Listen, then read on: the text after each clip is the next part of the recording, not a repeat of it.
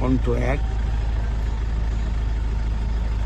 যতদিন পর্যন্ত না সেই আশাভঙ্গ হবে ততদিন পর্যন্ত পতাকা নিয়ে নিশ্চয়ই বসে থাকবো।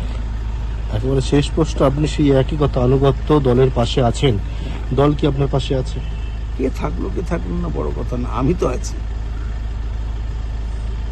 এই যে এত সংখ্যক মানুষ আমাদের ভোট দেয়, তারা কি সবই দলের সদস্য হয়?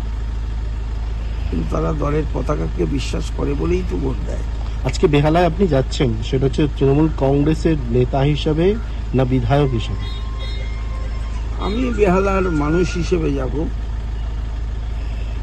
যে বেহালার মানুষ আমাকে পরিষদীয় রাজনীতিতে বিজয় তিলক পরিয়ে বিধানসভায় পাঠিয়েছিল, যারা আমাকে পরপর 5 বার একই জায়গা থেকে পছন্দ করেছিল, সেই মানুষের কাছেই যাব। আমি তো বিচারালয়ে বিচারাধীন বিষয় নিয়ে কথা বলতে পারবো না, কিন্তু গণদেবতার কাছে আমার মনোভাব নিশ্চয়ই আমি ব্যক্ত করতে পারবো। কি বলবেন, তাদের কাছে কি বলবেন আজকে? কি বলবো বলুন তো, কত লোক এসে ঘুরে যাচ্ছে। আমি বলছি, কেউ বললো আর বোধহয় পার্থদা সুস্থ হতে পারবে না, কেউ বললো আর বোধহয় দাঁড়াতে পারবে না, কেউ বললো যে জেলেই হয়তো। আমি সে একটা স্লোগান দিয়ে শুনতাম বেহালায়, গঙ্গাসাগর বারবার, বিদ্যাসাগর একবার। এখানে বোধহয় কেউ ভাবছিল যে জেল থেকে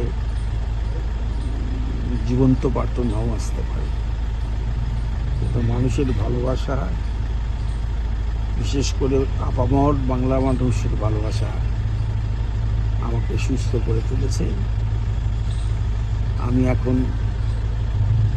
তাদের প্রতি দায়বদ্ধ, যারা আমার এখনো পর্যন্ত